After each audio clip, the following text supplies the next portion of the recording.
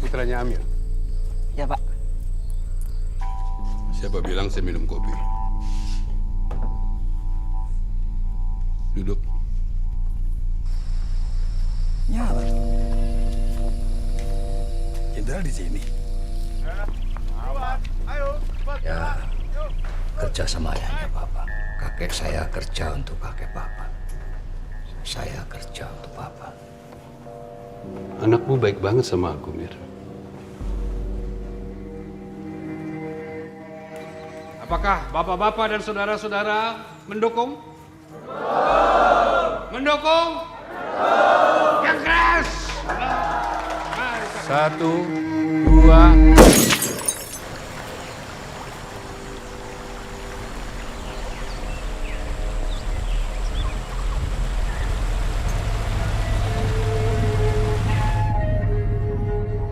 Kamu tuh persis seperti saya muda.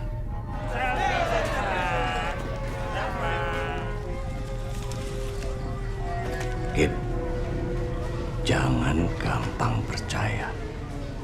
Ayo, temenin. Enggak, aku nggak ikut-ikutan, Gip. Kamu tuh kalau dikepung di sini, jangan blokade panjang. Kelihatan panik kamu.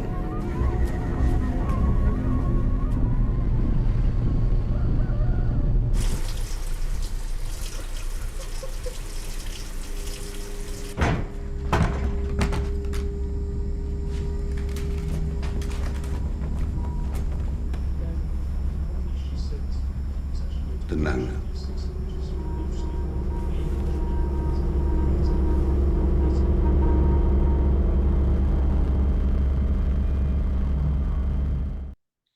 Welcome to screen watching MAKBUL MUBARAK. You've made an extraordinary work with autobiography, and it has the top honour here at the Adelaide Film Festival, which is where we're talking to you from.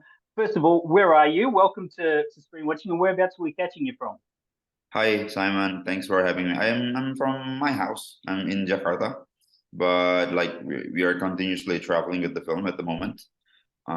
In the next couple of days, we're going to Tokyo and to Oslo and to Marrakesh and to continue the life of the film, like to sort of like It's good to have a hit film on your hands. Yeah, it's like taking our kid to school, something like that. Yeah, of course. That's wonderful. Let's do that question where we that all interviewers ask. Let's talk about the origins of the story. Probably not in the greater social sense, which is something we'll get to, but in the dynamics of the script and the dynamic of these two characters. What were the base elements for you? Well, I mean, like my family was a civil servant for the Indonesian government, like since the dictatorship era. So I was born in that era. My dad and my mom, they're teacher, but they teach at a school like that is owned by the government. So the concept of loyalty at that time is unquestionable. So we're kind of like we take it for granted. So this is the kind of relationship that I would like to reflect on in the film, but mostly from the perspective of now 20 years after. Is it still the same kind of social structure, or if it changes, like how does it change? So this kind of the inspiration comes from my own family, especially my own dad, my own father, actually, because it was his job. I mean, like the allegory of the servant in the film, I could really feel it from my dad. Like there's one time, like he promised me like he will take me somewhere, but he just could not because he was required to attend a political campaign of the ruling party at the time, and he just have to be there. So instead of taking me to this shop, he take me to the political campaign. I ended up like, what am I doing here? Like, what are you doing? And he was like, no, I'll take you to the shop after this.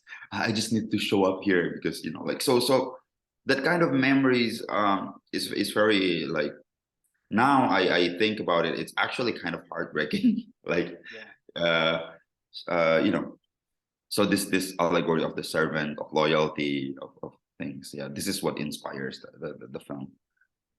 You're of a generation, you're sort of that first generation after the Suharto dictatorship, Yes. after the regime. You're from a current filmmaking culture that's reflecting on your country going through this horrific time, this very difficult time. Where does that place your filmmaking and your film industry? What's when it's asked to reflect on, or when it takes it upon itself to reflect upon these tough times? Um, what sort of film language does it inspire? Yeah, you know, like I think there are many Indonesian films that sort of like looking back at the political turmoil of the era of, you know, like of the beginning of the dictatorship of 1965 or the end of it, which is 1998, because both are bloody, like the beginning and the end of that dictatorship. Like they are 30 years apart, but they're both very violent. Um, but in terms of film language, I think a lot of Indonesian filmmakers and Southeast Asian filmmakers, they're not very direct when they're addressing this kind of stuff. Like maybe if you have watched it, Southeast Asian films, they put like the political context as sort of like allegory in the background of the film. I think it's because of the harsh censorship in our countries. So people try to sort of like make it smoother in a way, like try to put things at the backdrop a little bit. So in autobiography, we choose not to do that. Like we choose to put it like in the face of the film. Like this is a political film talking about mayoral candidate who's you know, who's doing a campaign. So it's a political film, not just in spirit but also in form. The form itself is about politics. So I think this is where it gives a little bit of a difference compared to like the old masters of, or the other Indonesian films that try to address the political stuff as well. Has it played to a wide Indonesian audiences? How are they taking to your film? It hasn't been played at home at all. Oh wow! Yeah. Really?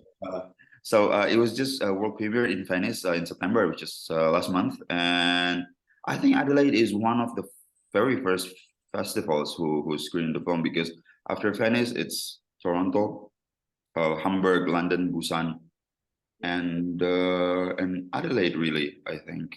So it's like the fifth, or the sixth festival. So you guys are like one of the earliest audiences of the film, and yes. Will it play to a home audience? Sorry? Will it play to a home audience? Will it play in Indonesia? Oh yeah, definitely. Yeah. I mean, like, it's made for them. Like, Yeah. we will go to the film theaters. Like, we are not going directly to the streamers, like, because I think the film was made for big screens, like the sound and the images and the language of the lenses. Beautiful looking film. Yeah, it's a beautiful looking. Thank you. So we are going to screen it in the movie theaters. We have censorship in Indonesia. We submitted to them, and they're kind of like 21 plus, and we're like, it's okay. And they're like, can you cut a scene? And you're like, okay, shit, which scene? I thought it was like about the political subversion of it. And he was like, no, there is a scene where he takes a shower. So I was like, oh, okay.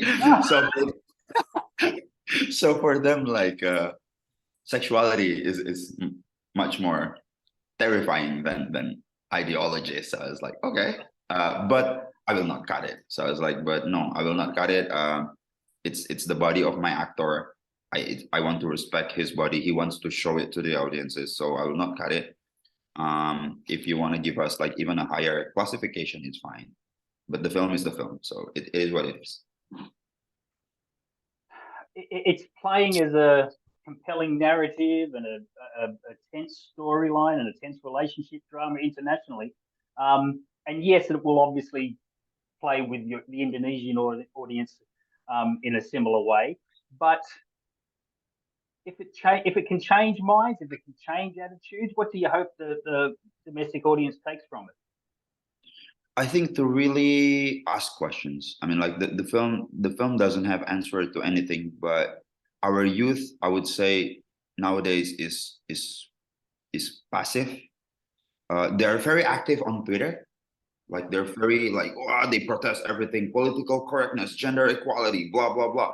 But then they're very easily offended, like everybody on Twitter. Like I'm offended, therefore I am. But it doesn't really translate to reality. I mean, like it's kind of like Twitter is a rant. It's an escape platform. So like whatever their frustration in reality, they will go to Twitter, even having like second account to rant some more. They're very passive. So I think the film, what I want the audiences to do is to really ask questions. I mean, like it's fine if we don't have answers, because I don't think it's a job of a filmmaker to give every answer. I think it's a job of a filmmaker or an artist to like raise a good question for the audiences to take home. So yeah. And what kind of question? I think it's a question about if we are going to live with this legacy, how long does it gonna take us? And if I think the most important question of the film is that is it really possible to slay the monster without being the monster yourself? Yeah, that's why I like the last scene of the film. It's like that's okay. That's exactly what I was about to get to without Yeah. any spoilers. But does he become what he beheld? Does he do that thing where he becomes the very monster himself? So in your answer there, you've sort of addressed that. So yeah, like that's the question. Like is it really possible? Some people actually ask like a very also procedural question, like does he get, I mean, like without spoilers, like yeah, is he going to be, like taken away? I was like, but the film is not a crime film. It's not about punishing who's guilty. It's a morality film. So I think the film addresses the morality and the ethical elements of everything rather than like the crime and justice, because there is no justice in such a society. Like justice is a distant concept in such a world, in such a totalitarian system.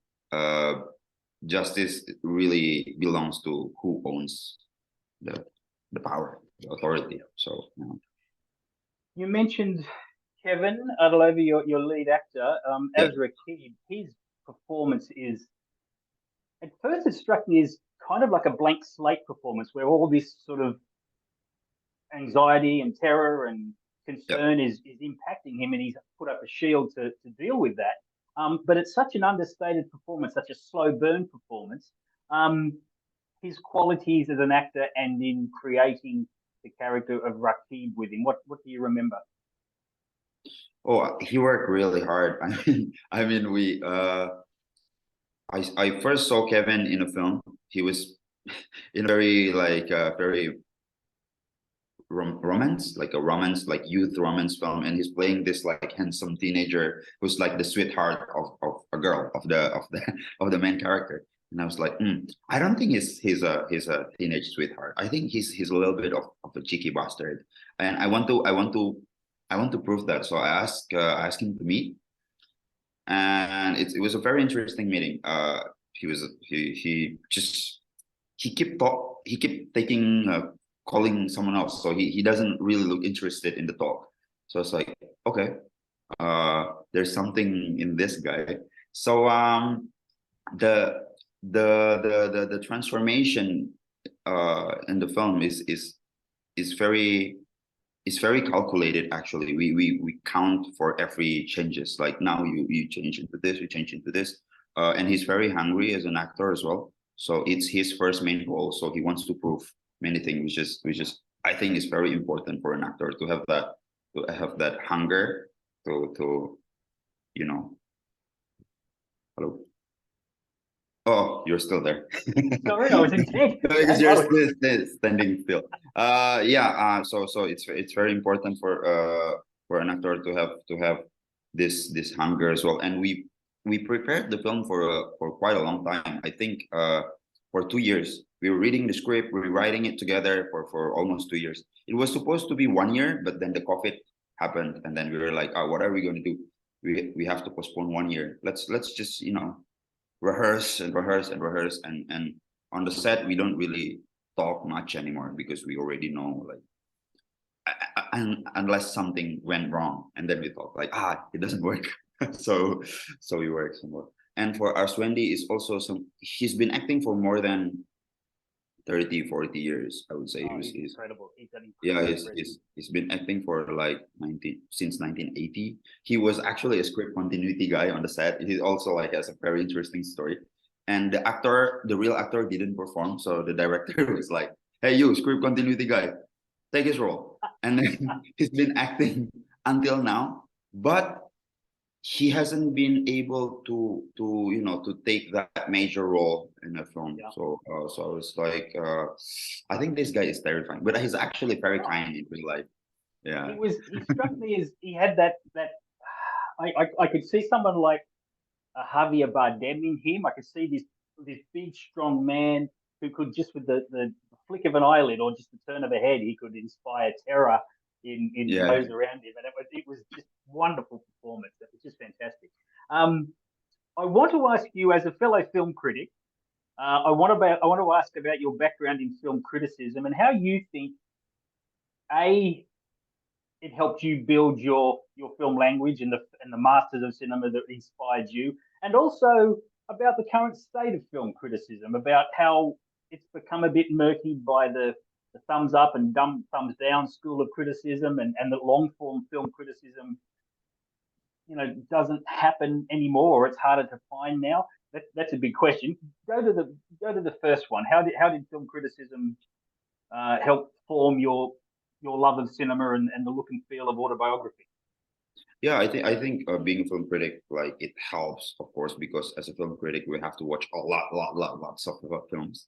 Sure. So, but that's not always easy to translate into a creative sense, into a. That's true. But it builds on your instinct of knowing what's shot that works, what doesn't, what mise-en-scene that works, and also it makes it easier for me to sort of like looking for references. Like, Autobiography doesn't really look like a general Southeast Asian film, for example. So because like I look for references a lot in Latin American cinema, in European cinema, and to know the history, for example, of Latin American cinema. Of course, like, I was trained as a film critic, so I learned about the world cinema history and all that. So it makes it easier. Although the craftsmanship of a filmmaker, of a film director, is totally different. Like, the way you build your camera work, the language of the lenses, the performance, the actors, it's all like a 100% different. Like, it's a totally different skills to it, and I needed to learn it. That's why I made a couple of shorts before, to sort of like to hone this craft, and also like to find the film language that I'm personally most comfortable with, that I feel some honesty in. About the current state of film criticism in Indonesia, it's as what you said, it's very murky. Like, we don't know what is a testimony or angry reaction after watching a film, to like a clear-eyed perspective writing anymore. Because right now, for example, in Indonesia, people are they're very fast to give stars. Like, they're too in a hurry to give stars, like 3 out of 5, 4 out of 5. That doesn't make us any better in responding to a film. Like, like, for example, in the website that I used to work for, we deliberately don't give a star, because like, to any film, because we want the readers to focus on what is actually in the film. And also, like, I feel that today the Indonesian audiences, they're very excited about the market, because like after COVID, this is probably our best year in terms of audiences, and this year is actually like the audiences for Indonesian films is much bigger than the audiences for the Hollywood films in Indonesia. Oh wow! So yeah, As so an Australian, looking at the Australian industry and the Australian sort of sector, you know, if we get 2 or 3 or 5% of the market every year, we're up in, you know, it's wonderful, wonderful. right. And to hear that about Indonesia. Yeah, in Indonesia it's like more than 50% this year. Wow. So so many audiences going. The best selling Indonesian films were watched by almost 10 million people. So they're very excited about the industry. So they keep calling like any film that came out the best horror film of the year, and then the next that came out the best horror film of the year. So your head is like, so what is the best horror film of the year? So this kind of like, it's very hard for criticism to really come out at this point. And people don't read anymore. They watch reviews on YouTube. So yeah. I hope they're watching your film, mate, because you've made an extraordinary piece of work that, as you have pointed out, is traveling the world and is getting attention everywhere. So it's Thank you. MAKBUL, MUBARAK, congratulations again on the film, and thank you so much. Thank you very much, for screen watching. Thanks for having me.